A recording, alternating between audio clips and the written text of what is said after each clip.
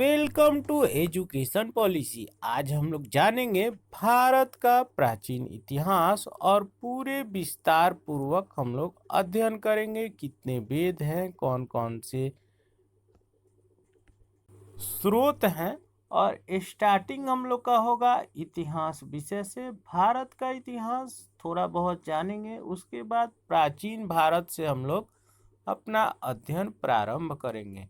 तो आइए आज शिक्षक दिवस के अवसर पर ये श्रृंखला शुरू करते हैं अपने चैनल एजुकेशन पॉलिसी पर। भारत का इतिहास उत्तर में हिमालय से लेकर दक्षिण में समुद्र तक फैला यह उपमहाद्वीप भारतवर्ष के नाम से ज्ञात है, जिसे महाकाव्य तथा पुराणों में भारतवर्ष अर्थात भारत का देश तथा यहाँ के निवासियों को भारतीय अर्थात भारत की संतान कहा गया है। यूनानियों ने भारत को इंडिया तथा मध्यकालीन मुस्लिम इतिहासकारों ने हिंद अथवा हिंदुस्तान के नाम से संबोधित किया है। आर्यवर्त, इंडिया, भारतवर्ष, ये सारे नाम जो हैं हमारा विश्व का सर्वोत्तम सर्वश्रेष्ठ ऋषि मुनियों का देश भारत है। भारतीय इतिहास को अध्ययन की सुविधा के लिए 3 भागों में बांटा गया है: प्राचीन भारत, मध्यकालीन भारत, आधुनिक भारत। यहाँ प्रत्येक खंड का संक्षिप्त उल्लेख किया गया है। तो अभी हम लोग प्रारंभ करते हैं इतिहास से, और पूरा लूसेंट आपको पढ़ाऊंगा मैं, साथ ही साथ स्पीडी कवर करूंगा। स्पीडी का करेंट अफेयर जो भी है वो सारा कवर करेंगे हम लोग। ये श्रृंखला अब चल पड़ा है, तो आपका सहयोग का ज़रूरत है। स्पीडी का जितने भी सीरीज चलते हैं, आरआरबी वाला हो, करेंट अफेयर वाला हो, सब कुछ कवर करेंगे। साथ ही साथ किरण पब्लिकेशन हो या फिर मैथ का अरिहंत हो या डॉक्टर आर एस अग्रवाल, और भी रीजनिंग के जितने भी अच्छे कंटेंट वाले हैं वो सारा इस चैनल पे कवर होगा। तो जल्द से जल्द आप लोग जुट जाइए, और आज सभी को शिक्षक दिवस की हार्दिक शुभकामनाएं। अपने जीवन में साक्षरता फैलाएं और आगे बढ़ने का प्रयास करें। चलिए जानते हैं प्राचीन भारत। प्राचीन भारतीय इतिहास के स्रोत। प्राचीन भारतीय इतिहास के विषय में जानकारी मुख्यतः 4 स्रोतों से प्राप्त होती है। पहला है धर्म ग्रंथ, ऐतिहासिक ग्रंथ, विदेशियों का विवरण और पुरातत्व संबंधित साक्ष्य।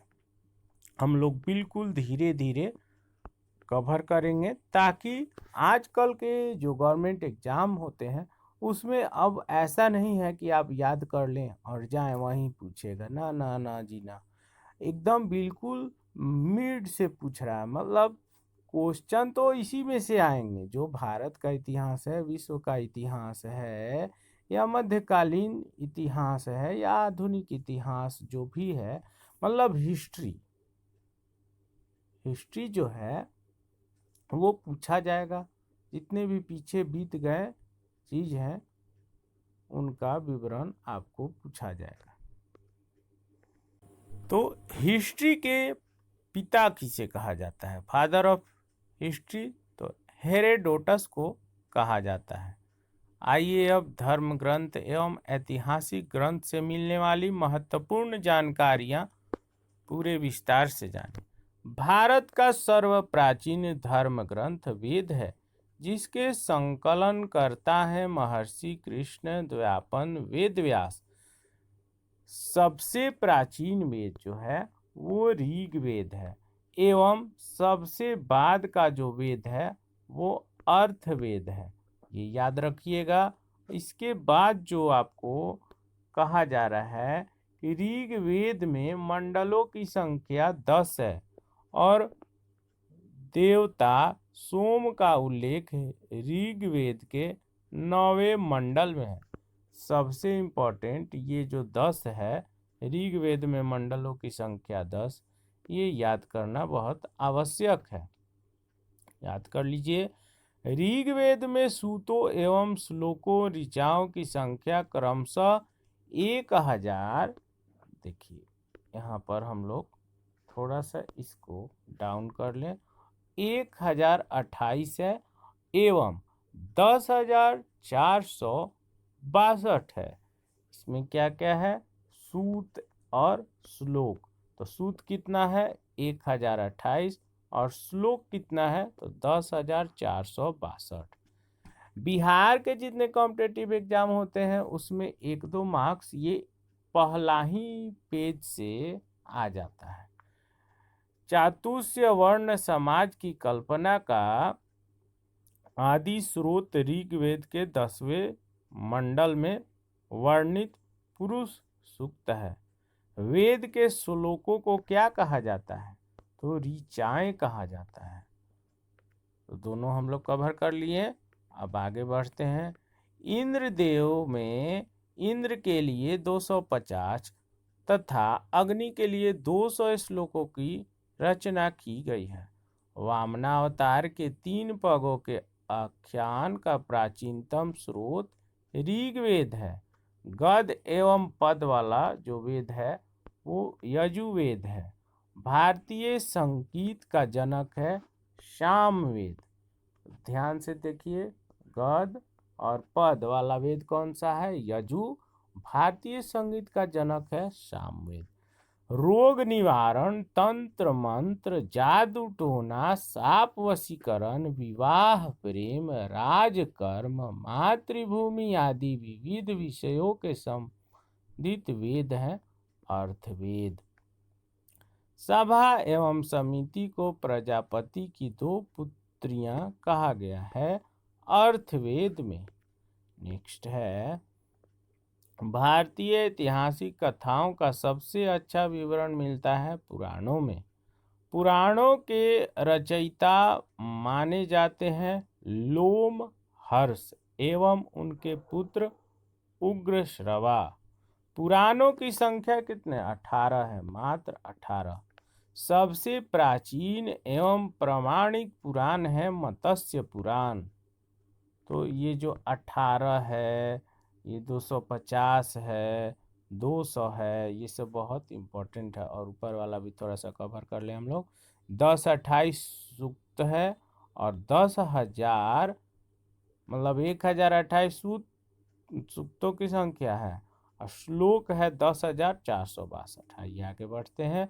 पुराणों की संख्या 18 है। सबसे प्राचीन एवं प्रामाणिक पुराण है मत्स्य पुराण। विष्णु पुराण मौर्य वंश से, वायु पुराण गुप्त वंश से तथा मत्स्य पुराण आंध्र सातवाहन वंश से संबंधित है। स्मृति ग्रंथों में सबसे प्राचीन एवं प्रामाणिक है मनुस्मृति। मनुस्मृति आरएसएस वाले इसको बड़ी मानते हैं।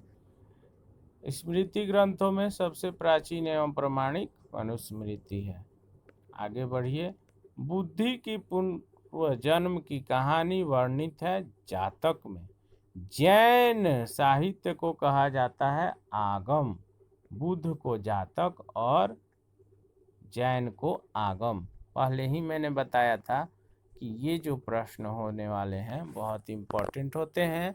और आपको मैं बता दूं फ्रेंड्स, घटना चक्र का भी बहुत अच्छा बुक है। मतलब मेरे घर पे लाइब्रेरी कहिए लाइब्रेरी, एक huge and large and quality given library मेरे पास है। तो आप सबको प्रोवाइड करूँगा।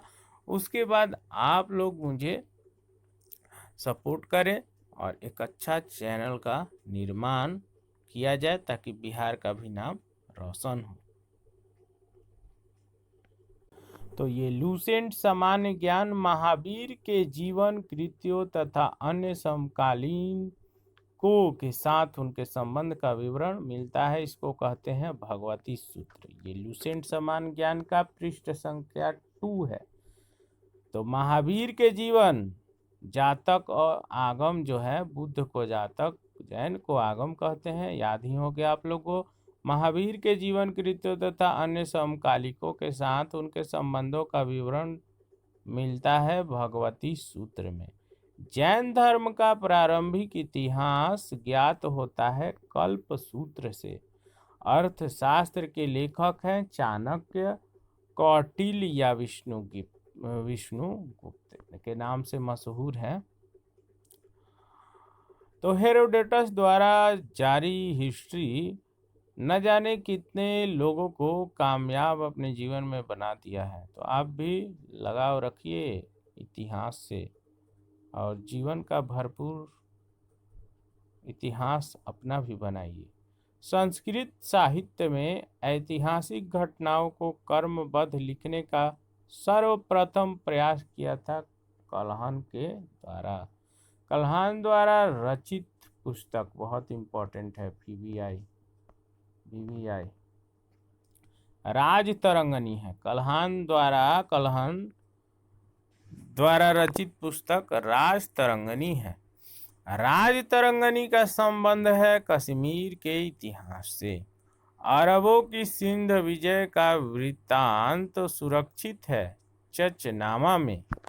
अष्टाध्यायी के संस्कृत भाषा व्याकरण की प्रथम पुस्तक के लेखक हैं पाणिनि। अष्टाध्यायी किसके द्वारा लिखा गया है? पाणिनि के द्वारा। राजतरंगिणी का संबंध कश्मीर के इतिहास से। कल्हण द्वारा पुस्तक जो लिखा गया है उसका नाम है राजतरंगिणी।